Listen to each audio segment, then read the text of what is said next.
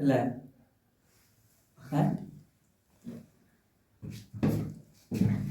Hello everybody, boys and girls, मैं doctor चेतन sir आपके सामने लेके आया हूँ आज क्लास 10 केमिस्ट्री का सेकेंड चैप्टर अम्ल, भस्म और लवण का विभिन्न ऑब्जेक्टिव क्वेश्चंस। देखते हैं कि HCl, सबसे पहली बात करेंगे HCl HNO3 और H2SO4 ये सभी एसिड है। ये सभी आपके एसिड है। एसिड मतलब क्या होता है? अम्ल। ये सब अम्ल है और इसी में एक और जोड़ सकते हैं आप HNO3, ये भी आपके परबल अम्ल है। इस अम्ल को अगर आप बनाते हैं और मिलाते हैं तो आप सोना को भी भुला सकते हैं, एक्वाराजिया का मिश्रण। और जब आप आते हैं भस्म पे, अगर आप भस्म पे आते हैं तो NaOH ये भी भस्म है, KOH ये भी भस्म है। इसी तरह के वीडियो के लिए, इसी तरह के इंफॉर्मेशन के लिए अगर आप हमारे साथ जुड़ते हैं, लवण जैसे कि NaCl तो ये लवण होता है। अगर आप हमारे साथ जुड़ते हैं K2SO4 तो भी हम आपको बताते हैं कि ये लवण होता है। तो आपको मैं स्वागत करता हूं अपने YouTube चैनल डॉक्टर चेतन सर पे। यहाँ की सेशन आज की होने वाली है केमिस्ट्री का सेकेंड चैप्टर, जिसका नाम है एसिड बेस और साल्ट, अम्ल, भस्म और लवण। तो चलिए सेशन की शुरुआत करते हैं। ये सेशन कर लेने से आपके जितने भी मार्क्स आने वाले उस मार्क्स में इंप्रूवमेंट देखने के लिए मिलेगा आपको। अगर आपका एग्जाम नजदीक है, अगर आप इस सेशन को देखते हैं तो आपका रिवाइज हो जाएगा, जैसे कि मैंने आपको बताया। तो चलिए बिना किसी समय के बर्बादी किए हुए अपने क्वेश्चन पे, तो पहला क्वेश्चन लेके आते हैं आज के लिए। ये विभिन्न क्वेश्चन है आज के लिए। पहला चैप्टर का नाम है अम्ल, क्षारक एवं लवण। अम्ल कहते हैं जो स्वाद में खट्टा होता है। अम्ल कहते हैं जो स्वाद में खट्टा होता है। मेरे गुरु हो जाए शुरू, मेरे गुरु हो जाए शुरू। अम्ल स्वाद में खट्टा होता है, स्वाद में खट्टा होता है। और क्षारक जो होता है कड़वा होता है, क्षारक कड़वा होता है। लवण जो होता है नमकीन होता है, नमकीन होता है। लवण नमकीन होता है। तो मुझे लगता है यहाँ तक हो गया, हो गया। चलिए आगे बढ़ते हैं, चलिए आगे बढ़ते हैं और क्वेश्चन की सिलसिला पे आते हैं। नेक्स्ट क्वेश्चन है, कोई व्यंजन लाल लिटमस को नीला करता है। याद रखिएगा, लाल करेगा तो 7 से कम होगा, लाल करेगा तो 7 से कम होगा। यहाँ लाल नहीं कर रहा है, लाल नहीं कर रहा है, नीला कर रहा है। Point to be noted my Lord, point to be noted कि नीला कर रहा है। लाल करेगा तो 7 से कम होगा, लाल करेगा, लाल करेगा, लाल करेगा, करेगा तो 7 से कम होगा, 7 से कम होगा, 7 से कम होगा। लेकिन लाल नहीं, नीला कर रहा है तो 7 से अधिक होगा, 7 से अधिक ये है। याद रख लीजिए, लाल करेगा तो 7 से कम होगा, लाल नहीं करेगा तो 7 से कम नहीं होगा। क्लियर है? लाल करेगा तो 7 से कम होगा, लाल नहीं करेगा तो 7 से कम नहीं होगा। चलिए आगे बढ़ते हैं।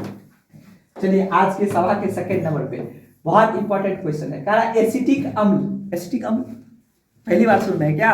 अरे फार्मूला देता हूं आपको एसिटिक अम्ल का, टेंशन क्यों ले रहे हैं आप? एसिटिक अम्ल मैं आपको फार्मूला दे रहा हूं, CH3COOH एसिटिक अम्ल सबसे कमजोर अम्ल है, सबसे कमजोर अम्ल है एसिटिक अम्ल। सबसे खतरनाक मजबूत अम्ल होता है HNO3, ये कमजोर अम्ल है। तनु विलयन के बारे में कौन सा अवलोकन सत्य है? या सिरका सी गंध देती है। वेरी गुड, सिरका में एसिटिक अम्ल होता ही है 6 से 8%। यही एसिटिक अम्ल 6% से कितना 8% होता है, तो उसको हम सिरका कहते हैं बच्चों। तो 6 से 8% एसिटिक अम्ल को ही हम सिरका कहते हैं। तो एसिटिक अम्ल सिरका जैसा गंध तो देगा ही। चलिए बढ़ते हैं नेक्स्ट क्वेश्चन की तरफ। चलिए स्वागत करता हूं आप सबों का अपने इस यूट्यूब चैनल, बने रहिए मेरे साथ। अल्कोहल पहली बार सुन रहे हैं? नहीं ना? तो अल्कोहल का आपको पता होगा क्रियाशील मूलक होता क्या है। अल्कोहल का क्रियाशील मूलक क्या होता है? OH। अल्कोहल का क्रियाशील मूलक OH, इसको अल्कोहल का क्रियाशील मूलक आप कह सकते हैं OH। अब बढ़ते आगे क्या है कि उबली पत्ती पर आयोडीन विलयन की कुछ बूंद डालने पर पत्ती का रंग कैसा हो जाएगा? पत्ती उबली हुई है और डालेंगे आयोडीन, तो उबली पत्ती है, पत्ता है तो पत्ता में क्लोरोफिल होता है। क्लोरोफिल का जांच करने के लिए उसमें स्टार्च है कि नहीं, पत्ता भोजन बनाया है कि नहीं, आयोडीन डाल रहे हैं तो पत्ती का रंग कैसा होगा? नीला और काला हो जाएगा।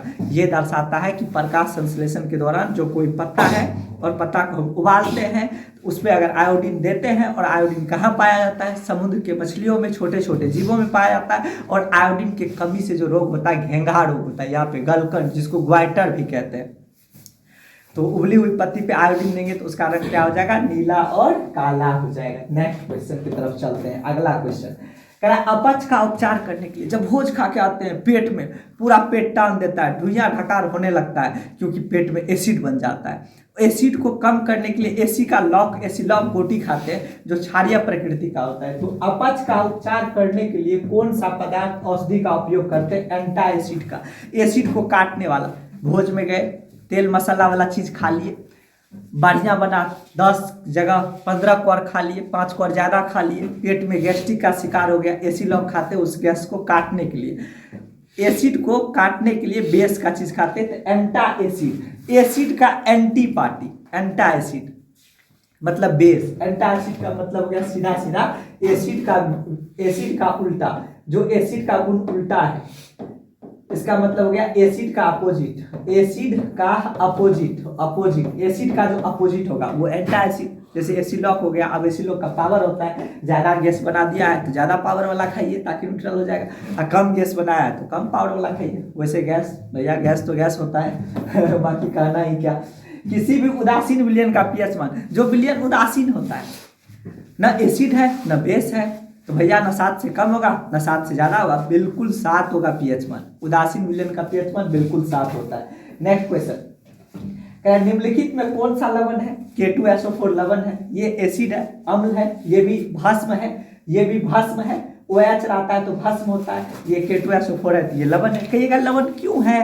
क्योंकि धातु के साथ, पोटेशियम धातु है, SO4 ये अधातु के साथ बना हुआ है इसलिए। आगे, किसी लाल तप्त आयरन पर, लाल तप्त आयरन मतलब लोहा बिल्कुल लाल है, ट्रेस है, बिल्कुल आग में कोयला में दिपाया गया है, उसको लोहा को लाल कर दिया गया है। जब जल वाष्प प्रवाहित करते हैं, ऐसे पानी की छींटा मारते हैं, आप लोग देखे होंगे कि क्या करते हैं, दबिया ले लेते हैं, कोई भी लोहा का हथियार लेते हैं, उसको ऐसे रगड़ रगड़ के आग में तपा के पानी में छुआए मारते हैं उसको। ये वही छुआए मारने वाला चीज सब हो रहा है कि किसी लाल तप्त आयरन पर जलवाष्प प्रवाहित करने पर कौन सा यौगिक प्राप्त होगा? Fe3O4 फेरिक ऑक्साइड प्राप्त होगा, देख ही रहे फेरिक ऑक्साइड प्राप्त होगा। चलिए, हम हमारे शरीर में पीएच कितने परास के बीच कार्य करता है? हमारा जो बॉडी है, हमारे बॉडी के अंदर जो ब्लड है, वैसे बॉडी के अंदर बहुत सारी चीज़ है, ब्लड है, हार्ट है, वेन्स है, आर्टरीज है, किडनी है, आई है, ब्रेन है, बहुत सारा, उसमें बहुत सारी चीज़ में मटेरियल जा रहा है, और मटेरियल है तो या तो खट्टा होगा या तो कड़वा होगा। तो ये जो ब्लड होता है ना, ब्लड, ये खट्टा नहीं होता है, ये कड़वा होता है। कड़वा तो होता है तो 7.0 से 7.8 तक हमारे ब्लड का ये रहता है, पीएच मान होता है। तो क्षारीय होता है, खट्टा नहीं होता है, क्षारीय होता है। ब्लड खट्टा नहीं, ब्लड क्षारीय होता है। चलिए, 7 से 7। बेकिंग पाउडर, जिसका मुझे था इंतजार, वो घड़ी आ गई राम। बेकिंग पाउडर, खाने वाला सोडा, पों रोटी में, रसगुल्ला बनाने में, जिलेबी बनाने में। अगर बकरा को काटे हैं, बकरा नहीं सिझ रहा है तो उसको भी सिझाने में सिझा देता है, फुला देता है। बेकिंग सोडा मार के फुला देता है, रसगुल्ला को फुलाने का काम करता है। एक होता है कपड़ा धोने वाला सोडा, मारते हैं सोडा कपड़ा धोने वाला तो कपड़ों को फुला देता है, गंदगियों को फुला देता है और साफ हो जाता है। चलिए, बेकिंग पाउडर, खाने वाला सोडा, इसका सूत्र होता है NaHCO3। कभी कभी इसका नाम पूछ देता है जी, sodium hydrogen carbonate, sodium hydrogen carbonate. चलिए बढ़ते हैं आगे की तरफ। नेक्स्ट सवाल है, बने रहिए मेरे साथ, भैया क्वेश्चन लेके आया आपके लिए। मैं डॉक्टर चेतन सर स्वागत करूंगा आपका अपने यूट्यूब प्लेटफॉर्म। बहुत जल्दी हम लोग एक खुशखबरी लाएंगे अपने दर्शकों के साथ और बताएंगे आपको कि हम लोग क्या करने वाले हैं, कहाँ पे और कौन से प्लेटफॉर्म पे हमारे सभी वीडियो अपलोड होने वाले हैं। अब इसीलिए बने रहिए। वीडियो पसंद आए तो वीडियो को लाइक कीजिए, चैनल को सब्सक्राइब कीजिए, ठोक के सब्सक्राइब कीजिए। चलिए बढ़ते हैं आगे। निम्नलिखित में कौन सा विजातीय यौगिक है? विजातीय, जाति का नहीं है, अलग है, जाति से अलग है। कहिएगा कैसे? तो हम बताते हैं आपको ऐसे। जब आप चूना पत्थर बोलते हैं ना, जब आप चूना पत्थर कहते हैं तो इसका सूत्र होता है CaCO3। चूना पत्थर का सूत्र होता है CaCO3। चूना पत्थर का सूत्र होता है CaCO3। खड़िया बोलते हैं, ये भी होता है CaCO3। जब संगमरमर बोलते हैं तो CaCO3 होता है। लेकिन प्लास्टर ऑफ पेरिस का होता है CaSO4 इंटू होता है हाफ H2O। प्यारे बच्चों, इसमें देखो अलग से जल का अणु है, लेकिन इसमें जल का अणु नहीं है, तो सब एक जाति का हो गया, ये विजातीय हो गया। मारो खटाक से, निकल जाओ खटाक से। क्या देरी है इस बात की, आगे निकलेंगे। निम्नलिखित में से पीएच का कौन सा मान क्षारक विलयन का मान होगा? क्षारक, अम्ल नहीं क्षारीय, 7 से अधिक होगा, खोज लो 7 से अधिक का, क्षारीय का मान 7 से अधिक 13 है, यही आंसर हो गया। चलो आगे निकलते हैं, आगे निकलते हैं। अरे वो कालिया, कितने लोग थे सर, क्वेश्चन अकेले सॉल्व कर रहे हैं। पढ़िए, मन लगा के पढ़िए, बोलबम दूर है जाना जरूर है, क्वेश्चन एग्जाम भारी है लेकिन तैयारी जरूरी है, तैयारी भी मेरा भारी है, तैयारी भी करेंगे। मान लो तो हार है, ठान लो तो जीत है, ठान लीजिए कि करके दिखा देंगे, तो फिर क्या कौन रोक सकता है जी। आइए स्टार्ट करते हैं। सोडियम क्लोराइड के जलीय विलयन से विद्युत धारा प्रवाहित की जाती है। सोडियम क्लोराइड, आपने सही सुना, सोडियम क्लोराइड आपने बिल्कुल सही सुना। क्या सुना आपने? सोडियम क्लोराइड सुना। आइए, सोडियम क्लोराइड होता है NaCl, बहुत बढ़िया। सोडियम क्लोराइड क्या होता है? NaCl। सोडियम क्लोराइड से विद्युत धारा को प्रवाहित करते हैं, इसमें इलेक्ट्रिसिटी देते हैं, इलेक्ट्रिसिटी इसमें देते हैं, प्रवाहित होता है, और यह वियोजित होकर सोडियम हाइड्रोक्साइड बनाता है, NaOH बनाता है। यह इस प्रकार की प्रक्रिया को क्या कहते हैं? क्लोरो क्षार अभिक्रिया। NaOH बनेगा और क्लोरीन बनेगा, तो क्लोरीन के साथ ये क्षार बन रहा है, क्लोरीन के साथ क्षार बन रहा है। आपने देखा क्लोरीन बन रहा है, Cl2 भी बनेगा, Cl2 भी बनेगा, और NaOH है वो क्षार है, और क्षार उस पदार्थ को कहते हैं जो स्वाद में कड़वा होता है। तो ये आपका हो गया क्लोरो क्षार अभिक्रिया। चलिए नेक्स्ट तरफ बढ़ते हैं, बने रहिए मेरे साथ। कह रहा निम्नलिखित अम्लों में से कौन सा प्रबल अम्ल है? प्रबल मजबूत कौन सा अम्ल है? अरे बाबा रे बाबा, मजबूत अम्ल पूछ लिया रे, हम नहीं छोड़ेंगे इसको रे, मजबूत अम्ल पूछ लिया। परबल, ये होता है HNO3, ये होता है H2SO4, ये होता है HCl, जो ये पेट में पाया जाता है, ये बैटरी में पाया जाता है। तो सबसे परबल अम्ल जो है सल्फ्यूरिक अम्ल है, जो गाड़ी के बैटरी में पाया जाता है, जो गाड़ी के बैटरी में पाया जाता है। चलो नेक्स्ट तरफ चलते हैं। कह रहा निम्नलिखित में कौन क्षारक नहीं है? क्षारक नहीं है, ये तो OH है तो क्षारक है, OH है तो क्षारक है, OH है तो क्षारक है, NaCl लवण है, तो ये आंसर हो गया। निम्नलिखित क्षारक में कौन प्रबल क्षारक है? मजबूत क्षारक, मजबूत, NaOH मजबूत क्षारक होता है, ये वीक क्षार होता है, ये भी क्षार है लेकिन वीक क्षार है, ये भी क्षार है लेकिन कमजोर दुर्बल भस्म है, ये प्रबल भस्म होता है NaOH। लिटमस विलयन जो बैंगनी रंग का रंजक होता है, यह किससे प्राप्त किया जाता है? लिटमस किससे प्राप्त किया जाता है? लाइकन से, लॉ से लिटमस, लॉ से लाइकेन नामक पौधा से। देखो आंसर में कहा लाइकेन नामक पौधा, तो लीचेन कोई लाइकेन भी हम लोग बोल देते हैं, तो उससे प्राप्त किया जाता है। निम्नलिखित में कौन सूचक की तरह इस्तेमाल नहीं किया जाता है?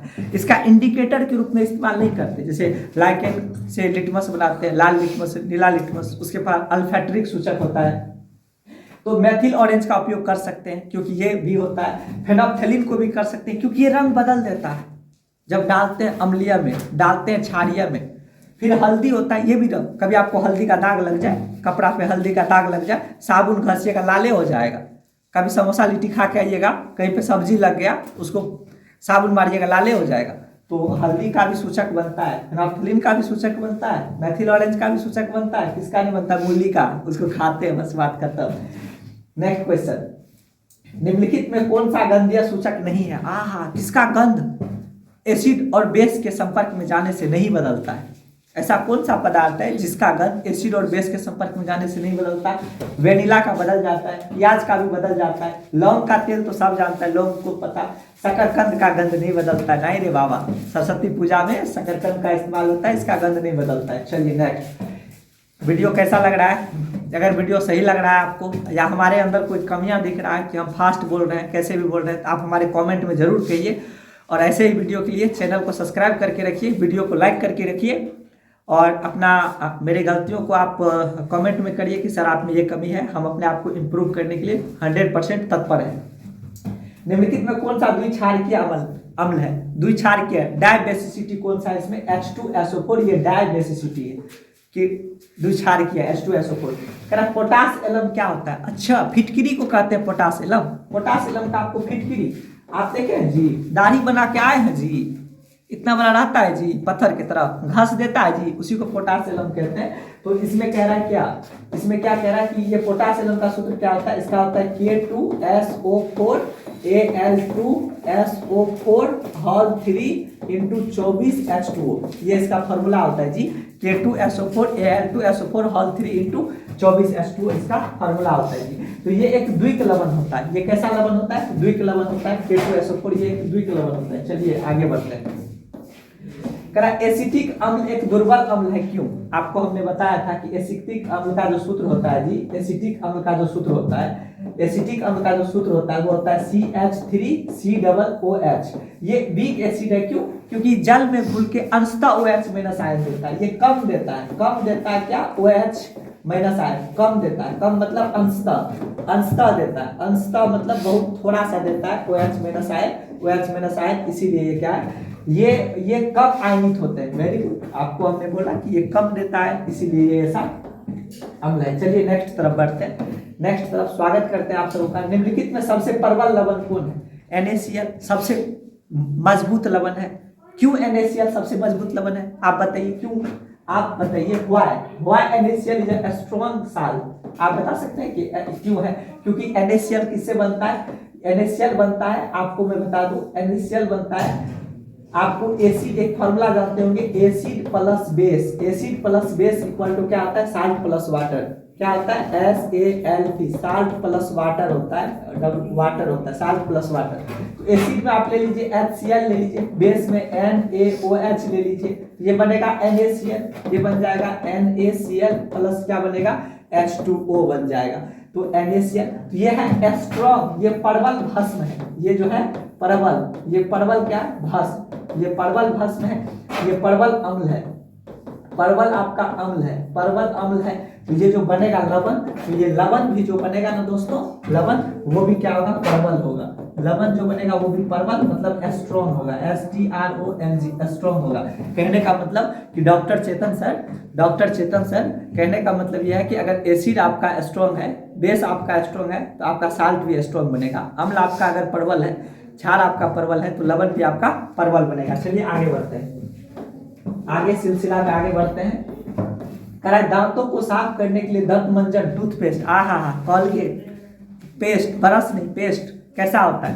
दांत में क्या होता है? एसिड होता है, उसको साफ करने के लिए, न्यूट्रल करने के लिए, उसको उदासीन करने के लिए क्षार की जरूरत होती है। तो टूथपेस्ट की प्रकृति क्षारीय होती है। शुद्ध जल का pH मान 7 होता है। CO2 गैस को जब पानी में घोला जाता है तो विलयन का pH मान क्या होगा? अम्ल बनेगा। CO2 को अगर पानी में घोलिएगा तो अम्ल बनेगा। अम्ल का pH मान 7 से कम होगा, तो 7 से क्या होगा?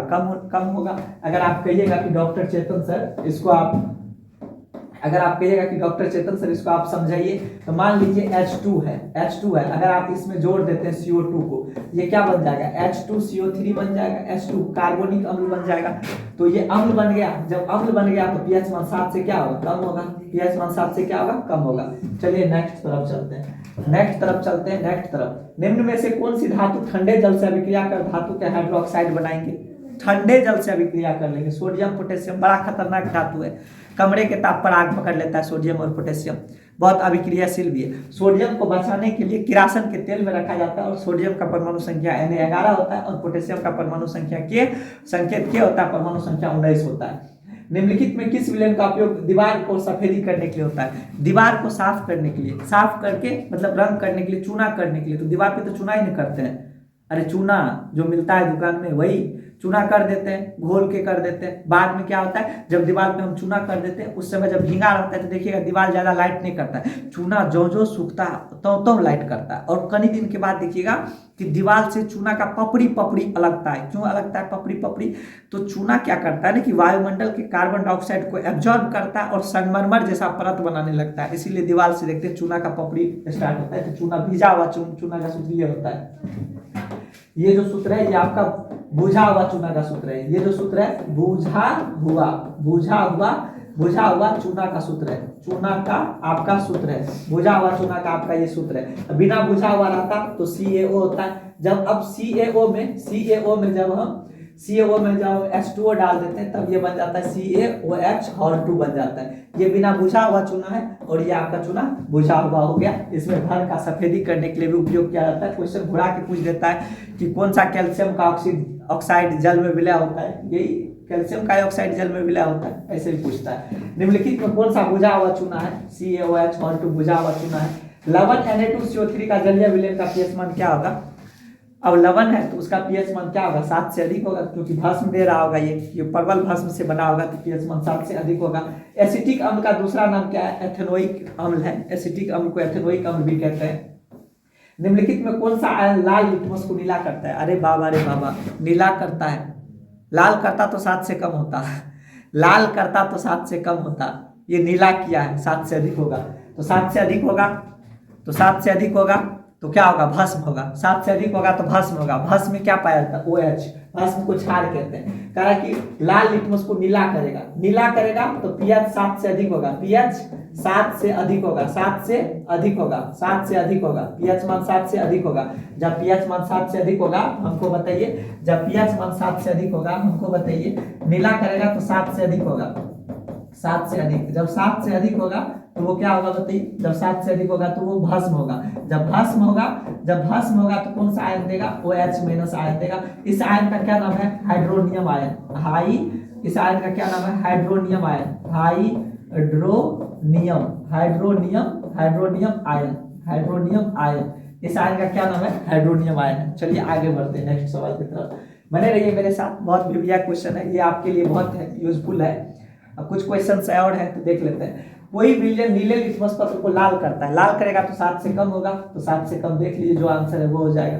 ऑक्जेलिक अम्ल का प्राकृतिक स्रोत निम्नलिखित में से क्या है? ऑक्जेलिक अम्ल टमाटर में पाया जाता है। चलिए करा, एक छात्र जांच परख नली में लिए गए सोडियम बाइकार्बोनेट समझते हैं, खाने वाला सोडा को बोलते हैं सोडियम बाइकार्बोनेट बोलते हैं, NaHCO3 को सोडियम बाइकार्बोनेट बोलते हैं, NaHCO3 को बोलते हैं। कि तनु विलयन में सार्वभौम सूचक की कुछ बूंद मिलाता है तो निम्नलिखित में कौन सा रंग दिखेगा?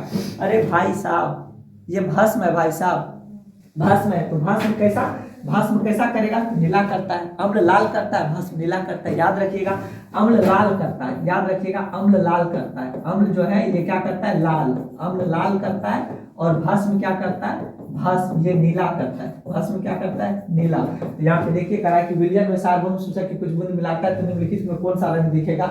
ये सोडियम बाइकार्बोनेट है और ये भस्म है, और भस्म क्या करता है, नीला करता है। तो आपका आंसर आएगा नीला करता है, आपका आंसर आएगा नीला करता है। याद रखिएगा प्यारे बच्चों, ये वाली बात जरूर याद रखिएगा कि अम्ल लाल करता है और भस्म क्या करता है, नीला करता है। अगर वीडियो में कोई डाउट आपको लग रहा है कि सर ये नहीं बता पा रहे हैं, और कुछ अगर आपको लग रहा है कि इम्प्रूव होना चाहिए वीडियो क्वालिटी में, तो आप जरूर हमें कमेंट कीजिए, हम उस पर काम करेंगे और फाइनली उसको लेके आएंगे। चलिए आगे बढ़ते हैं, नेक्स्ट सवाल की तरफ लेके चलते हैं। नेक्स्ट सवाल है आपका कि एक जांच परख नली में लिए गए विलयन में एक लोहे की कील को, अच्छा लोहा का कील, आयरन Fe26 लोहे की कील, जिसको हम बोलते हैं आयरन Fe26 बोलते हैं ना, परमाणु संख्या इसका 26 होता है, कि कील को डुबोया जाता है। आधे घंटे के बाद यह देखा जाता है कि विलयन का रंग बदल जाता है, तो उस परख नली में विलयन किसका होगा, कॉपर सल्फेट का होगा, CuSO4 का होगा, जिसमें आयरन मिलाए होंगे आयरन। तो ये जो बला होगा Fe को हटा दिया होगा, ये बन गया होगा FeSO4 हॉल 2 बन गया होगा, प्लस Cu लास्ट में चला गया होगा, तो कॉपर का होगा तो CuSO4 होगा आप में। चलिए यहाँ से आगे बढ़ते हैं। अच्छा, प्लास्टर ऑफ पेरिस का रासायनिक सूत्र होता है CaSO4 × 2H2। जब 2 होता है, जब 2H2 होगा तो ये जिप्सम होगा, ये Na2 यहाँ पे तो अधूरा लिखा हुआ है तो उसको छोड़ दीजिए। लिटमस विलयन जब न तो अम्लीय होता है और न ही क्षारीय होता है, तब इस किस रंग का होता है, ये बैगनी रंग का होता है। पॉइंट टू बी नोटेड कि लिटमस पत्र जो होता है, लिटमस विलयन जब न तो अम्लीय होता है और न ही क्षारीय होता है तो वो बैगनी रंग का होता है। अगर आप फिजिक्स से थोड़ा सा कनेक्ट कर पाए तो बैगनी रंग का झुकाव सबसे अधिक होता है, क्योंकि इसका तरंगदैर्ध्य सबसे कम होता है। श्वेत प्रकाश 7 रंगों का मिश्रण होता है। अगर आप फिजिक्स से कंटेक्ट करना चाहें तो कुछ ऐसे पदार्थ होते हैं जिनकी गंध अम्लीय या क्षारीय माध्यम में बदल जाते हैं, उसे गंधीय सूचक कहते हैं। जिसका गंध बदलता है उसको गंधीय सूचक। सभी धातु कार्बोनेट एवं हाइड्रोजन बाइकार्बोनेट अम्ल के साथ अभिक्रिया करके इनमें से सभी बनाता है, संगत लवण बनाता है। धातु कार्बोनेट, इसको अगर आप समझना चाहें तो धातु कार्बोनेट को अगर आप समझना चाहें तो मैं आपको थोड़ा सा बता सकता हूँ कि धातु कार्बोनेट को क्या बोलते हैं। कि अगर आप थोड़ा सा इसको समझना चाहें तो आप इसको थोड़ा सा समझ सकते हैं। धातु कार्बोनेट जैसे Na सोडियम हो गया, ये धातु है, और carbonate CaCO3 sodium carbonate CO3, Na2CO3 sodium carbonate, एवं हाइड्रोजन कार्बोनेट अम्ल के साथ अभिक्रिया करके या तो ये आएगा या हाइड्रोजन कार्बोनेट, तो NaHCO3 ये आएगा और इसको अम्ल के साथ HCl के साथ अभिक्रिया कराएंगे तब जो बनेगा तो लवण भी बनेगा, कार्बन डाइऑक्साइड भी बनेगा क्योंकि CO3 है तो कार्बन डाइऑक्साइड भी बनेगा, और चूंकि H भी आएगा, इधर का H आएगा इधर का O आएगा तो जल भी बनेगा। तो इनमें से सभी चीज हो गया। चलिए नेक्स्ट थोड़ा देर और देख लीजिए, थोड़ा सा और टाइम है, उसके बाद खत्म हो जाएगा। 98 पे आ गए, मात्र 19 क्वेश्चन है, लगभग 5 मिनट बहुत हो गया। सभी अम्लों में पाया जाता है हाइड्रोजन, सभी अम्ल में पाया जाता है हाइड्रोजन युक्त सभी यौगिक होते हैं अम्लीय, जिसमें हाइड्रोजन होता है वो अम्लीय होता है। कहता है कि जल में घुलनशील भस्म को क्षार कहते हैं। क्षारक, जल में घुलनशील क्षारक के बारे में क्या है, इन्हें क्षार कहते हैं। स्वाद में कड़वा होता है, संक्षारक होता है, सभी है जो जल में घुल जाता है उसको क्षार कहते हैं, स्वाद में कड़वा होता है सभी। पीएच में पी सूचक है, उषांश का सूचक है। एसिटिक अम्ल का प्राकृतिक स्रोत निम्नलिखित में से क्या है, सिरका में एसिटिक अम्ल पाया जाता है। और हमने आपको बताया था कि इसमें जो सिरका जो होता है ना, सिरका में इसमें 6% से 8% तक पाया जाता है। क्या एसिटिक अम्ल पाया जाता है, किसमें, सिरका में पाया जाता है। सिरका में 6 से 8% एसिटिक अम्ल पाया जाता है, ठीक है। चलिए उसके बाद आगे देखते हैं बच्चों, आगे देखते हैं। सिट्रिक अम्ल का प्राकृतिक स्रोत है संतरा या नींबू। सिट्रिक अम्ल 100 से संतरा, 100 से सिट्रिक अम्ल, याद रखिएगा। दही में लैक्टिक अम्ल पाया जाता है, टमाटर में ऑक्जेलिक और इमली में टार्टरिक अम्ल पाया जाता है। इमली में टार्टरिक अम्ल पाया जाता है, इमली में पाया जाता है। लैक्टिक अम्ल पाया जाता है, दही में पाया जाता है। चींटी के डंक में मेथेनोइक अम्ल पाया जाता है, इसी को फॉर्मिक अम्ल भी कहते हैं। इसी को हम लोग फॉर्मिक अम्ल भी कहते हैं। इसी को हम लोग महर्षि का ऊपर रेफ का फॉर्मिक अम्ल भी कहते हैं। इसी को हम लोग फॉर्मिक अम्ल भी कहते हैं। इसी को हम लोग क्या कहते हैं, फॉर्मिक अम्ल भी कहते हैं। चलिए नेक्स्ट क्वेश्चन की तरफ चलेंगे। फॉर्मिक अम्ल, दांतों का क्षय कब प्रारंभ होता है, जब मुंह का पीएच मान 5.5 से कम हो जाता है। दांत खुद ब खुद आपका सड़ने लगेगा जब मुंह का पीएच मान आपका 5.5 से क्या होगा, कम हो जाएगा, तो दांत खुद ब खुद आपका सड़ना स्टार्ट हो जाएगा। हमारे पेट के में कौन सा अम्ल उत्पन्न होता है, हाइड्रोक्लोरिक अम्ल। अरे बाबा, पेट में जानते हैं घाव होता है, जब पेट में छोटा घाव होता है ना उसको अल्सर कहते हैं, और पेट में जब बड़ा घाव हो जाता है तो उसको हम लोग कैंसर कहते हैं। तो कह रहा है कि पेट में हाइड्रोक्लोरिक अम्ल पाया जाता है, और इस हाइड्रोक्लोरिक अम्ल का आप सूत्र जानते हैं क्या होता है, हाइड्रोक्लोरिक अम्ल का HCl होता है, और इसका आपको पीएच मान पता है, पीएच मान इसका 1 के आसपास होता है, और जितना पीएच मान कम होता है वो अम्ल उतना ही ज्यादा मजबूत होता है। इसीलिए ज्यादा देर आदमी को भूखा नहीं रहना चाहिए, क्योंकि ये अम्ल ज्यादा बन जाएगा तो पेट के ऑर्गन को, अंग को क्षति और हानि पहुंचा सकता है। चलिए आगे बढ़ते हैं। उसके बाद हाइड्रोक्लोरिक अम्ल एवं सोडियम हाइड्रोक्साइड के विलयन की अभिक्रिया से उत्पन्न लवण को क्या कहते हैं, सोडियम क्लोराइड। एक बार देख लिया जाए, सवाल को बना लिया जाए, उसके बाद धीरे धीरे थोड़ा सा सवाल बचल है, हम लोग आगे निकल जाएंगे। कहा है कि हाइड्रोक्लोरिक अम्ल, तो हाइड्रोक्लोरिक अम्ल को कहते हैं HCl, और सोडियम हाइड्रोक्साइड इसको कहते हैं NaOH। ये जब रिएक्शन करेगा ये बनेगा NaCl प्लस H2O। तो ये जो लवण बनेगा उसको NaCl कहते हैं। तो देखिए कौन सा लवण बन रहा है, ये सोडियम क्लोराइड लवण बन रहा है। चलिए नेक्स्ट सवाल की तरफ। अगर वीडियो पसंद आता हो तो वीडियो को लाइक कीजिए, चैनल को सब्सक्राइब कीजिए, और हमें अपना प्यार भरा नमस्कार करिए। और हमारे वीडियो में जो कमी लग रहा है उसको कमेंट सेक्शन में लिखिए कि सर आपके वीडियो में ये कमी है, मैं आपके लिए जरूर लेके आऊँगा और आपको समझ में आएगा। चलिए कुछ क्वेश्चंस और बाकी कर लेते हैं, मात्र अब 9 क्वेश्चन बाकी है। दिल थाम के बैठिए। कहता है कि रख हौसला वो मंजर भी आएगा, प्यासे के पास चलकर समंदर भी आएगा। रख हौसला वो मंजर भी आएगा, प्यासे के पास चलकर समंदर भी आएगा। ए रास्ते के मुसाफिर क्यों रुक जाते हो, 2 4 10 दिन पढ़ने के बाद एक पौधा को वृक्ष बनने में 20 साल लगता है। एक पौधा को वृक्ष बनने में 20 साल लगता है। कहने का मतलब टाइम लगता है किसी चीज को करने में, टाइम। बालू देखे हो, बालू पे नाम तुरंत लिख सकते हो, लेकिन बालू पे नाम मटा भी बहुत तुरंत जाएगा। पत्थर देखे हो, पत्थर नाम लिखने में टाइम लगेगा लेकिन मटाएगा नहीं। प्रथम विश्व युद्ध का निशान अभी तक है, 1914 में हुआ था, 2014 चल गया है, 100 साल से ज्यादा हो गया, लेकिन पत्थर पे निशान अभी भी है। जो जल्दी से मिलता है ना वो जल्दी रहता नहीं है, ज्यादा दिन तक रहता नहीं है। जो ज्यादा देर से मिलता है वो ज्यादा दिन तक रहता है। तो रख हौसला वो मंजर भी आएगा। चलिए आगे बढ़ते हैं। धोने वाला सोडा का रासायनिक सूत्र होता है सोडियम कार्बोनेट में 10H2O होता है, Na2CO3 × 10H2O। बेकिंग सोडा का रासायनिक नाम होता है सोडियम हाइड्रोजन कार्बोनेट। इसको देख लेना जरूरी है प्यारे बच्चों, इसको देख लेना जरूरी है। बेकिंग सोडा NaHCO3 इसका सूत्र होता है तो सोडियम हाइड्रोजन कार्बोनेट, ये खाने वाला सोडा का होता है। प्रो रोटी में इसका उपयोग किया जाता है, और इसका रसगुल्ला में इसका उपयोग किया जाता है। रसगुल्ला से उपयोग किया जाता है जो बकरी खस्सी का मांस नहीं सींचता है जो बकरी खस्सी का मांस नहीं सींचता उसमें हम इसका उपयोग कर सकते हैं, ठीक है। उसके बाद पोटेशियम नाइट्रेट का जो रासायनिक नाम होता है, पोटेशियम नाइट्रेट का रासायनिक सूत्र, अच्छा पोटेशियम नाइट्रेट का रासायनिक सूत्र, तो पोटेशियम का क्या होता है आपका, पोटेशियम का आपका क्या होता है के, पोटेशियम का क्या होता है आपका के हो जाता है, पोटेशियम का के हो जाता है, नाइट्रेट का NO3 हो जाता है, तो के NO3 आपका हो गया पोटेशियम नाइट्रेट का। नेक्स्ट सवाल की तरफ चलेंगे। नेक्स्ट सवाल की तरफ, जल की अस्थायी कठोरता को हटाने के लिए किसका उपयोग करते हैं, धोबन सोडा का। जल में जो कठोरता रहता है, जब जल को शुद्ध करते हैं, वैसे हम ब्लीचिंग पाउडर से भी जल को शुद्ध कर सकते हैं, सोडियम क्लोराइड से, लेकिन इससे धोबन वाले सोडा से ज्यादा जल की कठोरता को दूर किया जाता है। कहिएगा कैसे, तो देखिए धोने का सोडा का सूत्र होता है Na2CO3 इंटू होता है 10H2। इस जल के अणु को रवाकरण का जल बोला जाता है। रवाकरण के जल का इसको अणु बोला जाता है, मॉलिक्यूल बोला जाता है, ठीक है, याद रखिएगा इसको।